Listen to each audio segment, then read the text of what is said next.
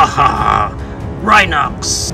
Dalhin mo ako ngayon kay Optimus Primal. Kung hindi, masasaktan ka. Wala ako pake.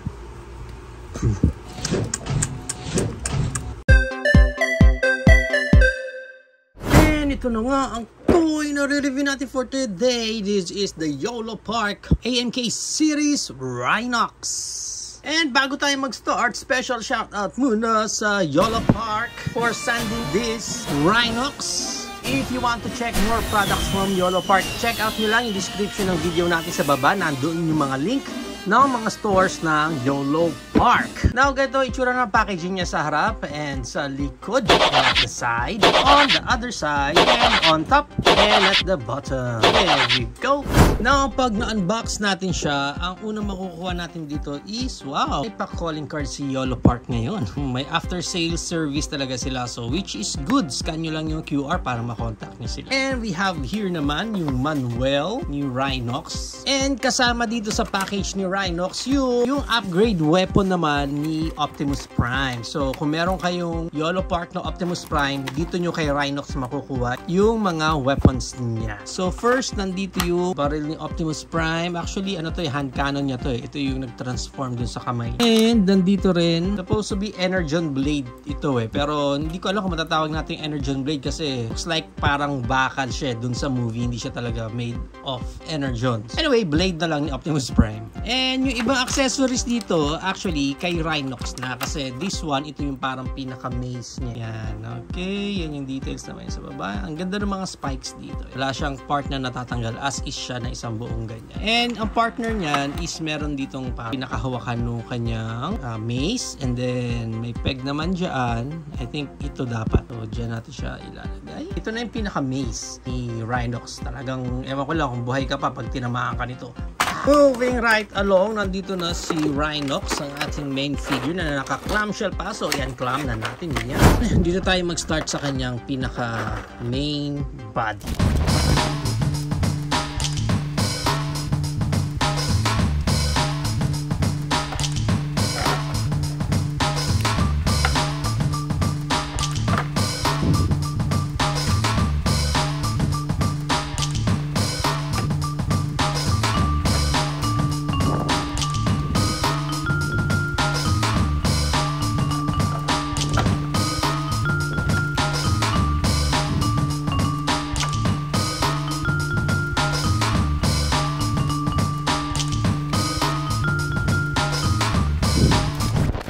Ayan. Okay, so nabuo na natin lahat dito si Rhinox. Okay, surprisingly, mas madali akong magkabit dito kay Rhinox comparing sa ibang YOLO Park models natin. I don't know, baka nasanay na tayo kaya medyo alam na natin kung paano ikakabit sa kanya. Pinakamahirap lang na part sa kanya is itong head niya. Ang hirap isuksok kasi may tendency na lumubog yung part na yun and then medyo alanganin ka humawak eh. Hindi mo alam kung saan kaalalay dito kasi baka lumubog or may maputol kang part dito pag puwinersa mo. So ito na ngayon si Rhinox. Check natin yung kanyang details. Okay din naman yung kanyang face. So ito yung pinaka-details niya. Of course, superb pa rin yung details even sa arms. So ayan.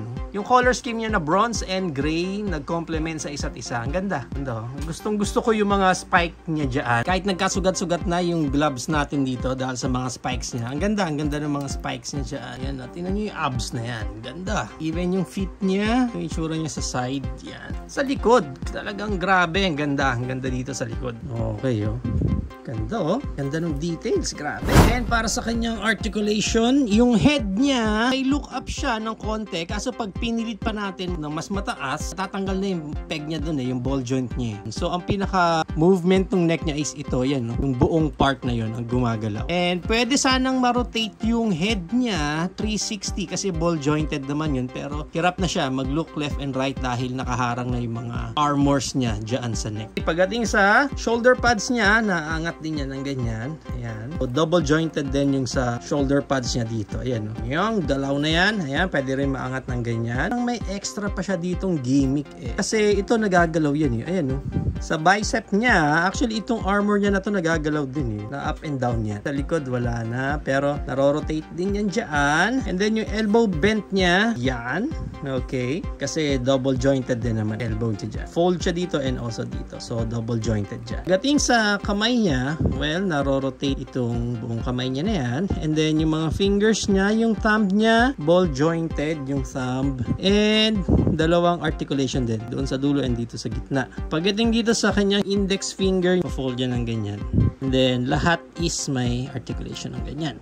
Which is good ah. Ang ganda ng articulation ng kamay niya. Ang ganda. Pagdating sa abs niya, ito pa rin yung parang isa sa pinaka main issue ng mga YOLO parts. Pinaka loose sa lahat ng mga parts. And then may ab crunch din siya ng konti. Yan. 1, 2, 3, 4, 5. Actually, sa likod, ang ganda tingnan. No?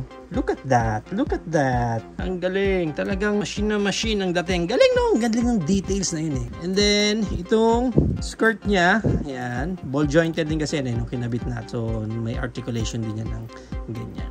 Okay. Sa waist niya, pwede siya makarotate. 360. And then, sa legs, kaya ba niyang Van Damme split? Ooh, kaya niyang mag Van Damme split. Sa laki niya na yan. Yung legs niya, nabababa pa ng ganyan. Same ng ibang model natin sa YOLO Park yan. Lahat sila ganyan, nabababa pa yan. Hinge na yan dyan sa legs nila. And of course, yung high kick niya, kayang-kaya. Easy yan sa YOLO Park. And yung back kick niya, easy din yan sa YOLO Park. Pagdating dito sa thigh niya, may konting rotation lang din siya dyan. Actually, yun yung part na pinagkabitan natin. Pero, ang armors niya ulit is nagiging hindrance na dun sa articulation niya. Pagdating sa knee bend, hanggang ganyan lang yung knee bend niya. Okay? Parang hindi buo. Pagdating dito sa kanya, well, ball jointed din naman yan. So, nabababa ng ganyan. And natataas ng ganyan. Yan. And may swivel din siya, left and right. Again, narorotate yung paa niya. Pagdating dito sa mga toes niya, buo yan, naaangat. And nabababa pa yan, yung part niya. Okay? So, yun ang kanyang mga articulation. And right now, itry naman natin yung kanyang massive mace. May peg na pagkakapitan. Ayun sa gitna ng kamay and itong dalawang peg. So mukhang yun. Yun nga. Okay, hawakan mo yan. Ang bigat, medyo may weight itong mace niya na to. Yan. Okay, so yan si Rhinox. So hawak niya yung kanyang massive mace. Now, para sa height ng Rhinox natin na to, ang height niya is around mga 8.5, almost 8.5 eh. So, mga around 8 inches to 8.5. Now, maganda dyan, i-compare pa natin siya sa iba pa nating YOLO Park. Tulad na ating The First Wave series, Bumblebee, custom by Ralph C. Frean, Optimus Prime, and custom by Pinoy Toy Review, Optimus Primal. And from the second wave na kasama ni Rhinox, nandito ang ating Cheetor and ang ating YOLO Park Scourge. And of course, include na rin natin ang ating YOLO Park AMK Pro Series na si G1 Megatron. So, yan ang ating height comparison. If you are planning to buy this YOLO Park Rhinox, ang price range niya is around 1,500 up to 1,900 pesos. Depende na lang again kung saang specific market kayo makakuha ng specific copy nyo nito. So, there you have it now guys. Ito na ang ating YOLO Park from Wave 2 AMK Series Rhinox. What do you think of this figure guys? Is it go for you or a no for you? Whatever thoughts, please comment it down below. But for me, I think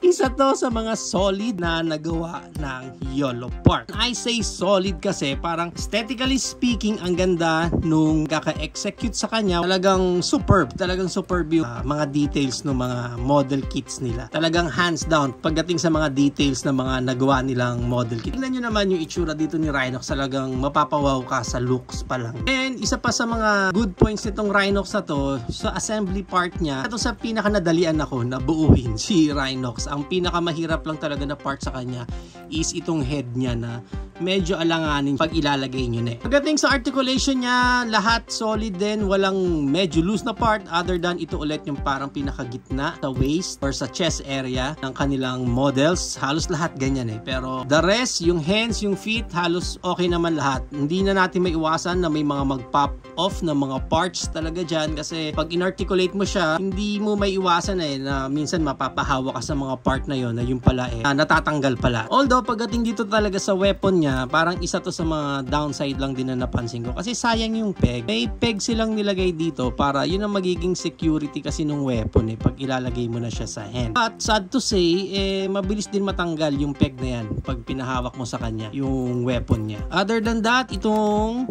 Rhinox na to, isa sa mga solid na nagawa ng YOLO Park.